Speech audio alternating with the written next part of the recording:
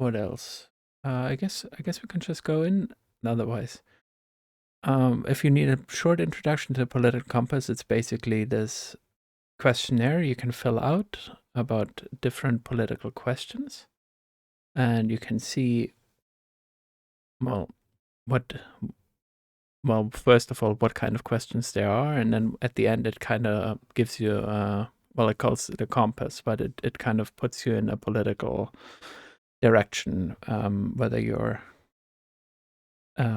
more liberal or authoritarian, or whether you're more conservative. There's a couple. Well, there's four directions. So we can look at that at the end of the test.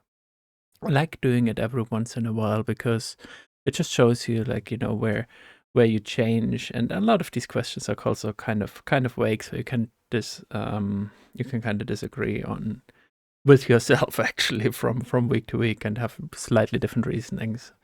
The most interesting thing really is to think through what your thought pattern is.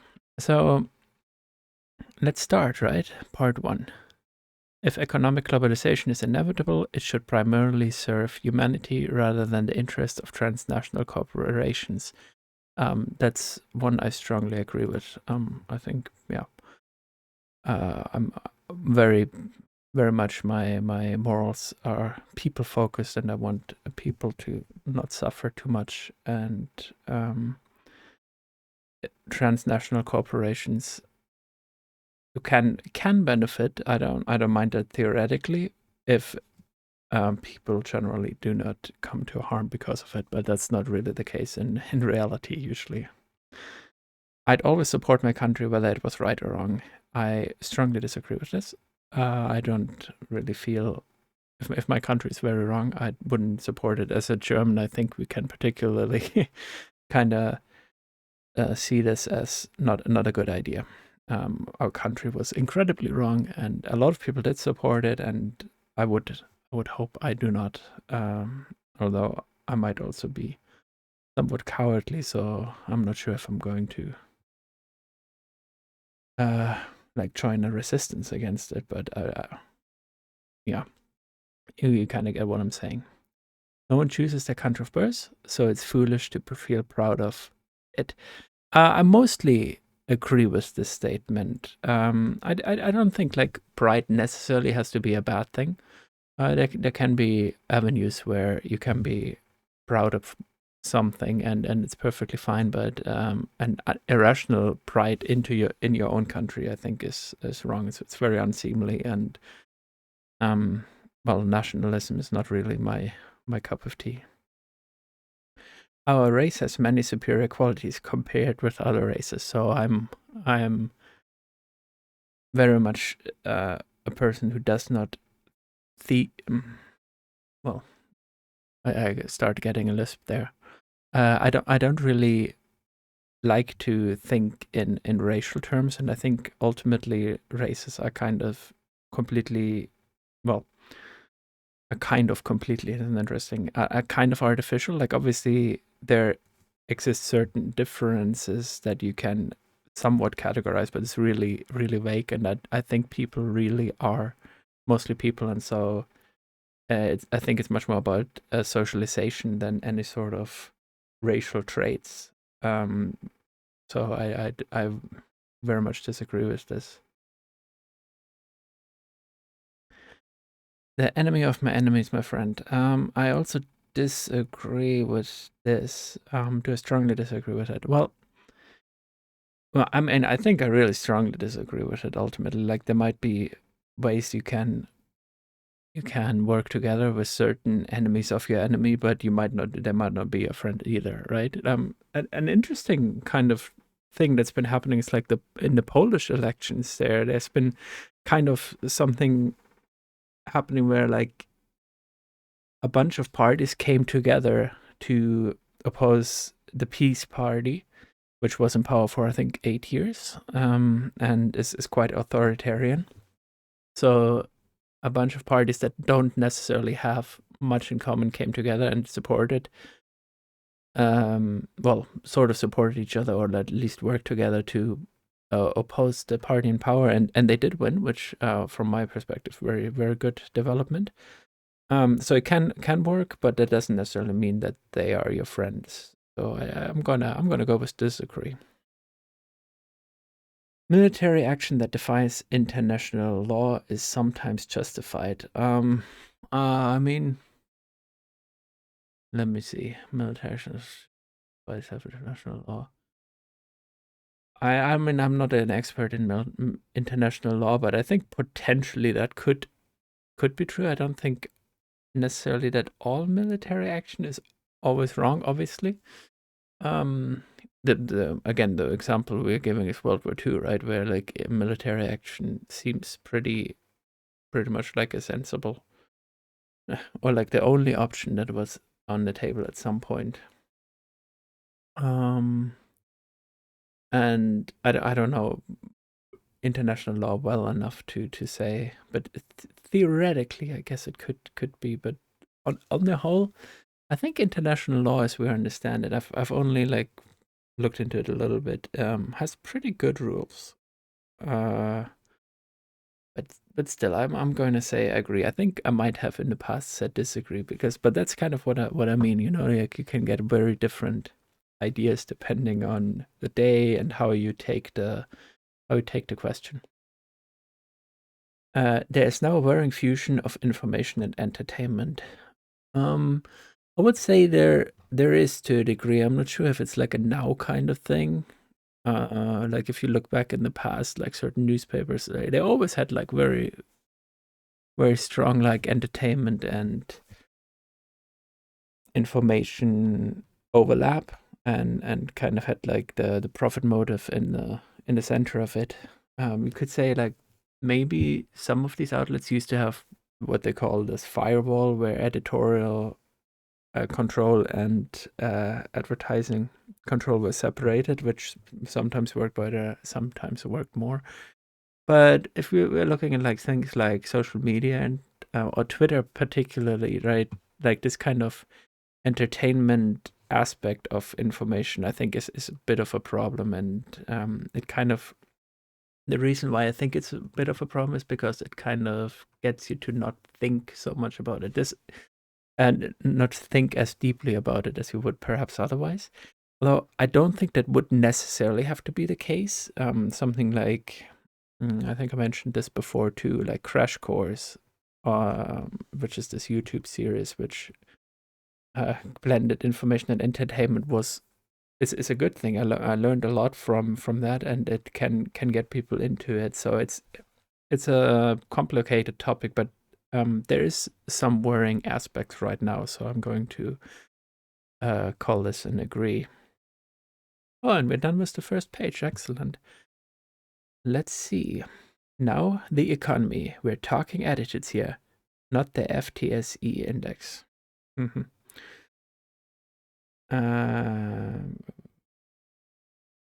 Where are we? People are ultimately divided more by class than by nationality. I think ultimately that's kind of right. I come in a bit from a Marxist perspective, so I'm going to say agree. But in reality, obviously, we are incredibly divided by nationality. Though I think it is kind of artificial, and I do think let's say the working class of different countries have more in common and more that they could benefit from if they could unite than not.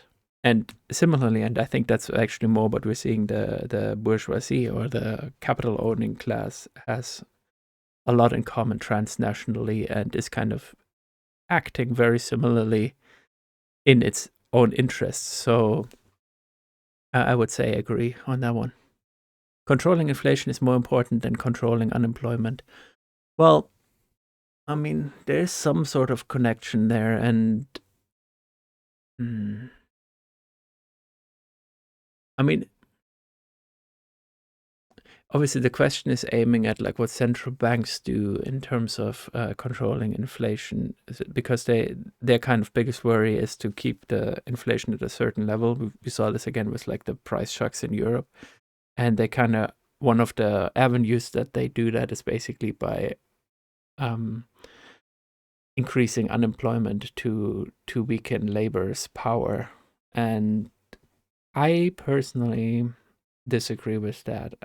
Obviously, like at the edges, like hyperinflation and things like that is very, very troubling. But ultimately, I think people should have the option for good employment, and that's the kind of the most important thing. So I think really making sure that everyone who wants to work and can work is able to have fulfilling work that is helpful to them and the community and generally to people is the most important thing, and should go above inflation. Inflation is really mostly a problem when it does not, when it interferes with these other more positive goals.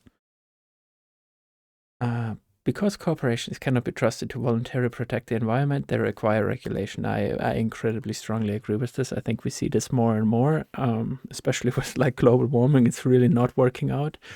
It's not like the regulation is working either, but that's kind of more because, I mean, it's obviously a bit more difficult, but we are definitely screwing up our stated goals in like the Paris Climate Agreement and things like that.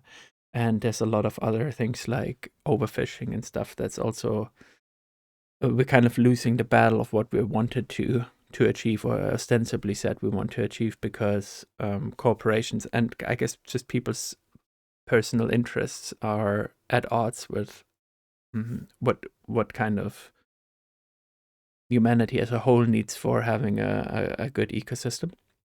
So regulation is definitely important. It's not the only avenue, but it's one that I think just makes a lot of sense and should be used wherever we can. From each according to his ability to each according to his need is a fundamentally good idea. I don't completely agree with this one. I would mostly say I disagree with it. I mean, kind of, I often agree with the people who come from that kind of point of view, but I do think people who, and it's kind of in the middle, I would say, right? Like I do definitely think everyone's fundamental needs should be met. And people who can contribute more should try to do this. But I think they can also benefit personally from this too. Like I think that there's like a give and take you can have. You don't have to go only one direction or only the other direction. The freer the market, the freer the people. I definitely strongly disagree with this. I think incredibly free markets can make people incredibly unfree because they have the they are in specific situations where they have only a few very limited options, which is like, basically work a specifically given job that people who have capital power or offer them, or die. And I mean that's at the most strongest framing of it. Really the problem. So I don't think free markets make people freer necessarily. They are not necessarily a bad thing. Like certain aspects of free markets, I mean, every market should be regulated and is really regulated, right? Like either through a structure that is in power through political means, or just because of the power of the market, right? Like monopolies, things like that. So I think you kind of get where I'm coming from there. It's a sad reflection on our society that something as basic as drinking water is now a bottle-branded consumer product. I mean, it is a little bit, right? I mean, it is a bit sad. I mean, obviously there are some differences in water, and as long as you have good and free access to drinking water, generally, I don't think it's bad. But overall, and I'm not like, I wouldn't ban waters. There's definitely also differences in like taste and stuff that makes sense. But if you're just kind of talking about like consumerism, right? Basically, that's what this question is hinting at.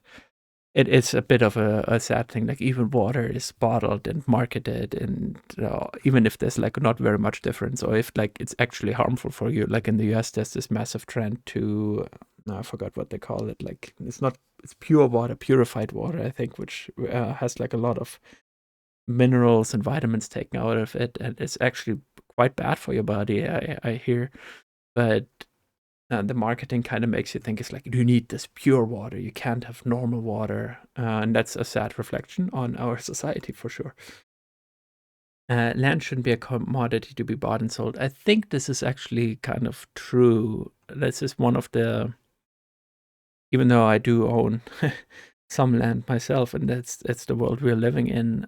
Ultimately, it probably is better if there is not like a market for land, because everyone has the need to live, and kind of this rent-seeking behavior specifically for land and housing is one of the things how a lot of labor's value gets extracted by people who basically don't do anything but owning it. Obviously, it gets a bit more complicated if there's some sort of agreement where if there's like a landlord that actually does take care of his building, then you can kind of make and it's well regulated. You can kind of make an argument for this to be different. But overall, like this kind of ownership of land is certainly something that I see in a relatively negative light currently. I mean, the idea before was like if you can make land owned by people, then someone will take care of it, and it'll take care of things like the tragedy of the commons. But I mean, clearly that's not really what's happening. It just like adds other tragedies. So you might have to have like some sort of organizing body that decides what and how land gets used. But we definitely can think of like alternative forms of organizing this, I would say. So I'm not going to say strongly agree, like because of what I just laid out. No, where are we? It is regrettable that many okay, one second. It is regrettable that many personal fortunes are made by people who simply manipulate money and contribute all right, contribute nothing to their society. Yeah, I mean, I do think so. There's like certain types of banking that are very detrimental to society that should be well regulated or even abolished, and so that is a problem. Like it would be better if everyone does work that is socially beneficial, obviously. Protectionism is sometimes necessary in trade. This is, I mean, I would even strongly agree with this. This is just true. Like, in the world we live in, you need to protect your smaller business sometimes to be able to grow. This is kind of like what the resource curse that Africa and other resource-rich nations suffer from kind of talks about. And it's also like if we look at, I think I mentioned this because I think I actually went this far in the political compass before. This is what the United States did when they got big. This is what what England did when it got big. Like it kind of protected itself from European competition. It's what Japan did. It's what Germany did after World War II to get bigger. It's also what South Korea did a little bit later to get bigger. And kind of once you're at a high level, a very what you used to call a developed country or a very wealthy country, kind of you can suddenly be like, well, actually, free trade is the best because it is the best for you. It's good for you if you have like a very powerful station or situation where you can basically exploit other less developed countries or wealthy countries. So I do agree protectionism is sometimes necessary in trade for your own country's development. The only social responsibility of a company should be to deliver a profit to its shareholders. Well, so if you have like decent regulation around it, I think you could kind of this kind of like um the underlying idea. The question is like, are you talking about long-term or short-term profits? And I mean, it kind of depends how you think about it, but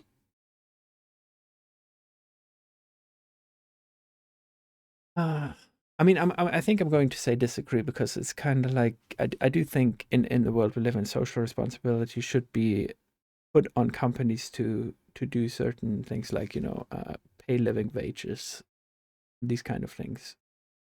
Uh, the question is like, now how do you interpret the question? Are you saying, well, if all of the rules are well in place and the environment is protected and labor is protected and things like that, then yes? Or do you say no? The social, like, what we mean is that these social responsibilities need to be put on these companies. So I think I'm going to interpret it the second way and say disagree. The rich are too highly taxed. This is completely an insane view. If you hold this, they are taxed much lower than like middle class people and not as wealthy people. They I mean, in absolute terms, they might sometimes spend more, unless they have like incredibly good accountants, but percentage-wise, they are not paying their fair share, and they should pay their fair share, in my opinion. Like you kind of need to have like some sort of wealth tax, in my opinion, and definitely inheritance tax. But I think we'll come towards this later again, though.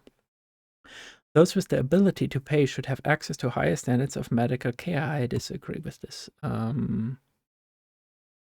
Do I disagree with it strongly, though? I mean, I think I like for most medical care, I think it should really be socialized, right? Like people on a needs basis should get it, and you shouldn't, like, whether you were in some way financially or monetarily successful or were born into a lot of monetary success, should not mean that you get better healthcare. On the whole, I think I disagree with this. Yeah, I mean, that's basically it. I think in an ideal world this would not be the case, and people, well, there would be enough medical care to go around. Even though I think we're going sadly in the other direction, where medical care is becoming much more individualized and become much more expensive because of this. So it's not the world we're going towards, and definitely not the world we live in. But I do think it should be the world we're in. Governments should penalize businesses that mislead the public. Yeah, I strongly agree. Exactly. If you mislead the public or if you lie in your advertisement and things like that, you should be penalized, and you should be penalized very harshly. Perhaps to a degree even that your business goes bankrupt, depending on what you did. That's just that's basically how to keep the market fair, right? Like there's people who couldn't lie as much as you, and now you did, and you're going to be punished for this. I think that makes absolute sense. Like things like the I talked about this as well. I mean, it's the same associations come up in my mind. The what was it called?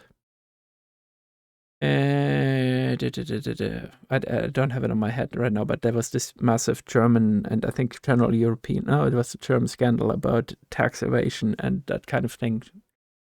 Although it wasn't really lying. Well, I guess it was lying to public officials. So I do think that kind of thing should be very strongly penalized. A genuine free market requires restrictions on the ability of predatory multinationals to create monopolies. That's kind of what I was talking about before. I agree with this, like in this idea of a free market where people are actually free to do commerce with each other. I do think you need to stop monopolies, and yeah, maybe I would strongly agree. Yeah. Okay, so let's see. I think this is. Oh, we're already at 25 minutes, which is quite a quite long episode for me. So I think we're going to put a little break here. I'm just going to. Whoa, what happened? There we go. Interesting. I wonder what happens with that. We'll see. We'll put a little break here. I'll just actually continue. If you haven't subscribed, because I didn't say it at the start, subscribe now, and I will see you in the next one. You guys stay spoopy.